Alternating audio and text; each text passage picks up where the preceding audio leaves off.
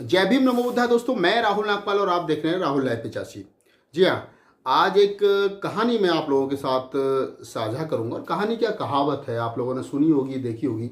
अक्सर गांव देहात में और शहर में, महानगरों में बड़े बड़े पढ़े लिखे लोग हों, अनपढ़ हों, कम पढ़े लिखे हों, कहीं भी आप जाएंगे ये कहावत आपको ज़रूर सुनने को मिलेगी।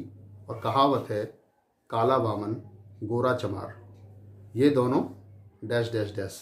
आप खुद समझ सकते हैं किसके यार। इस कहानी, ये जो कहावत है, इसके पीछे की कहानी क्या है, इस कहावत को कहाँ से और क्यों जो है इसको लोगों ने कहना शुरू किया, और या फिर इसमें सच्चाई क्या है, या ऐसा क्यों माना जाता है कि ब्राह्मण काला।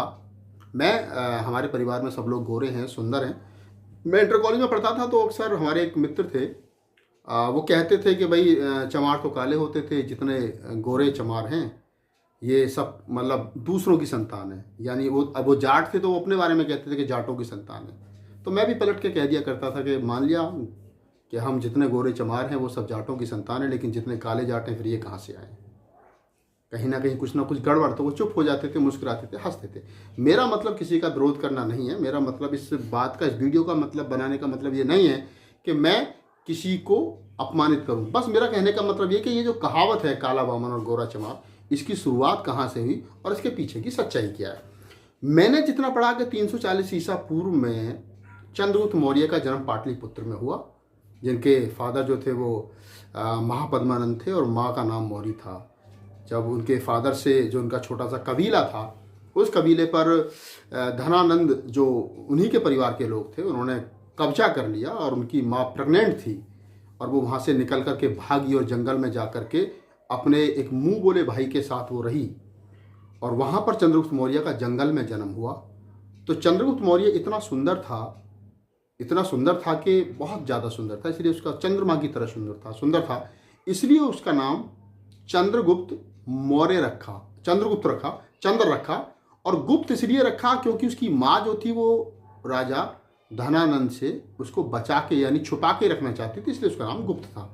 और मौर्य, ये भारत में पहली बार ऐसा कोई शासक है या ऐसा कोई व्यक्ति है जिसका सरनेम उसकी माँ के नाम पर है। चंद्रगुप्त मौर्य जो है वो उसकी माँ का नाम था, मौर्य, इसलिए उसने मौर्य लगाया। और ये मौर्य वंश के संस्थापक भी हैं। तो चंद्रगुप्त मौर्य बहुत ज़्यादा सुंदर थे और जिस राजा के डर से उसकी माँ चंद्रगुप्त मौर्य को जंगल में छुपा करके रखती थी, उसी राजा से गालियां खा करके, अपमानित होकर के एक काले रंग का ब्राह्मण, जिसको हम चाणक्य कहते हैं, वो भागा था। यानी वो उसके महल से अपमानित होकर के आया था और चाणक्य ने अपनी चोटी की, अपनी जो उसकी जटा थी उसकी गांठ खोल दी थी और कसम खाई थी कि जब तक मैं अपनी ये बाल, अपनी चोटी इस राजा के खून से नहीं रंग लूँगा तब तक मैं ये नहीं बांधूंगा। ये दो लोग थे जो एक ही राजा के सताए हुए थे। एक चंद्रगुप्त मौर्य जिनका राजपाट, जिनका कबीला धनानंद ने छीन लिया था, और दूसरा चाणक्य जो ये कहने के लिए वहाँ गया था कि भारत की तरफ सिकंदर नाम का एक आक्रमणकारी बढ़ रहा है, वो 10-5 साल में यहाँ तक पहुँच जाएगा, उससे बचने के लिए तुम सब लोग जो है वो इकट्ठा हो जाओ, अन्यथा ये देश गुलाम हो जाएगा। धनानंद डांस देख रहा था, जो नाचने वाली थी वो नाच रही थी, वो नशा कर रहा था, दारू पी रहा था, और उसने चंद्रगुप्त मौर्य चाणक्य की बात को नहीं सुना और चाणक्य को भला बुरा काला किसट ब्राह्मण कह करके अपमानित करके वहाँ से भगा दिया। अब चाणक्य जब वहाँ से निकला तो निकलने में ब्राह्मण बुद्धि और उसके दिमाग में ये चीज़ थी कि मुझे बदला लेना है, तो बदला कैसे लूँ। इसके लिए चंद्रगुप्त मौर्य एक टीले पर बैठे थे और उन्होंने एक सेना बना रखी थी मिट्टी की, और उन्हें वो तीर कमान से फोड़ रहे थे, यानी हरा रहे थे, युद्ध लड़ रहे थे। चाणक्य ने देखा एक छोटा सा बच्चा, 8-10 साल का, 12 साल का बच्चा जो है वो छोटी सी सेना से, मिट्टी की सेना को लड़ रहा है और उसको तीर कमान से तोड़ रहा है। उसने पूछा कि ये कौन है, तो चंद्रगुप्त ने बताया कि ये राजा धनानंद की सेना है और मेरा नाम चंद्रगुप्त है, मैं इसके साथ युद्ध कर रहा हूँ, इसको मार रहा हूँ। तो जो बात थी वो क्लियर हो गई और चाणक्य की समझ में ये बात आ गई कि आखिरकार इसका भी दुश्मन धनानंद और मेरा भी दुश्मन धनानंद है। तो चाणक्य को उस 12 साल के, 10 साल के बच्चे में अपना भविष्य दिखा। उसको लगा कि ये वो बच्चा है जिसको अगर मैं तैयार करूं तो ये मेरे अपमान का बदला और अपने भी अपमान का बदला जो वो ले सकता है धनानंद से।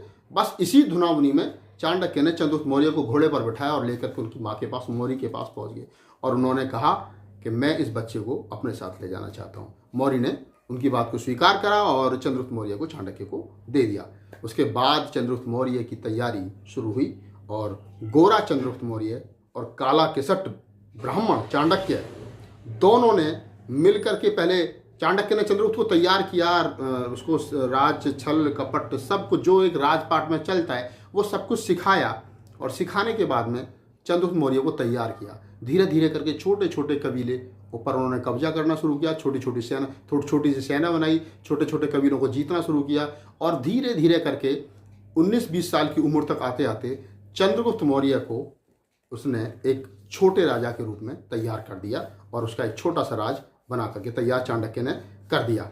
जब वो कहीं निकलते थे तो पूछते थे कि कौन है भैया जो लोग, मतलब ये जो लड़का है 19-20 साल की उम्र का और इसके साथ जो एक इतना सुंदर है और एक ये गोरा है और एक ये काला ब्राह्मण है। तो खौफ था।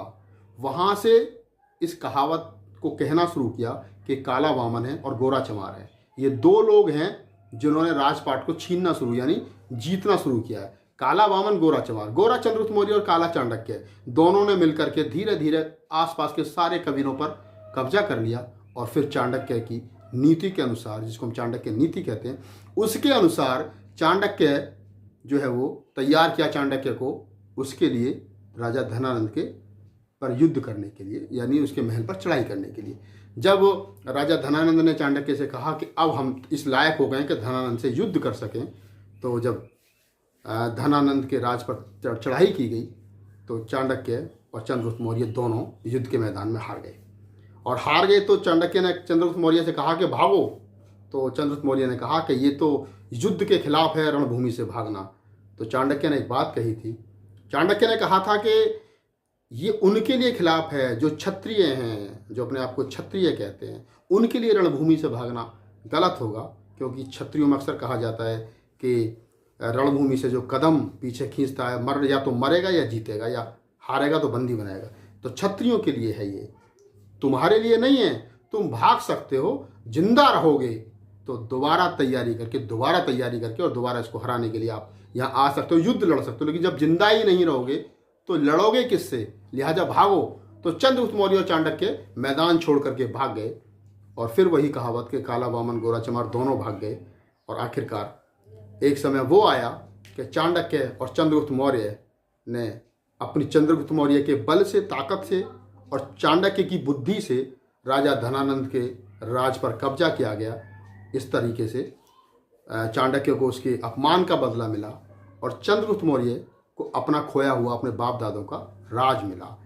ये कहानी मैं आपको इसलिए सुना रहा हूँ ताकि आपको ये पता चल सके कि काला वामन गोरा चमार ये कहानी आखिर चली कहाँ से थी, इसका लॉजिक क्या था, इसके पीछे की बात क्या थी। तो इसके पीछे सिर्फ यही एक छोटी सी कहानी है कि चंद्रगुप्त मौर्य जो जाति से, जिनको हम शेड्यूल कास्ट कहते हैं, जिनको हम चमार कहते हैं, चमार वंश के लोग हैं हम सब लोग, तो चमर वंश के जो हैं, तो चंद्रगुप्त मौर्य चमर वंश के थे इसलिए, और चाणक्य जो है वो काले ब्राह्मण थे, इसलिए काला वामन गोरा चमार दोनों जब आपस में मिल गए और उन दोनों ने फिर एक विशाल जो शक्तिशाली राजा था उसको हराया। और उन्हीं के पुत्र चंद्रगुप्त मौर्य के बेटे हुए बिंदुसार और बिंदुसार के में दासी के बेटे हुए अशोक, जो सम्राट अशोक, जिनको चक्रवर्ती सम्राट अशोक कहा गया, जिन्होंने बौद्ध धर्म का प्रचार प्रसार पूरे मुल्क भर में किया। और अंत में उन्होंने अशोक ने बौद्ध भिक्षुओं की जो संगति की थी उसमें अपना सारा धन संपत्ति, सोने चांदी के सब जो है वो भिक्षुओं को और धर्म के प्रचार प्रसार के लिए दे दिए थे। तो ये कहानी आज मैंने आपको सुनाई काला वामन गोरा चमार की। अगर आपको कहानी अच्छी लगी हो, मेरा वीडियो अच्छा लगे तो इसको लाइक कीजिए, शेयर कीजिए और कमेंट्स कीजिए और हमारे चैनल को सब्सक्राइब कीजिए। फिर मैं मिलता हूँ अगली बार किसी एक और महत्वपूर्ण कहानी के साथ, सूचना के साथ, जानकारी के साथ। तब तक आप देखते रहिए राहुल लाइव 85 और मुझे राहुल नागपाल को दीजिए इजाजत। जय भीम, नमो बुद्धाय, जय मूल्य।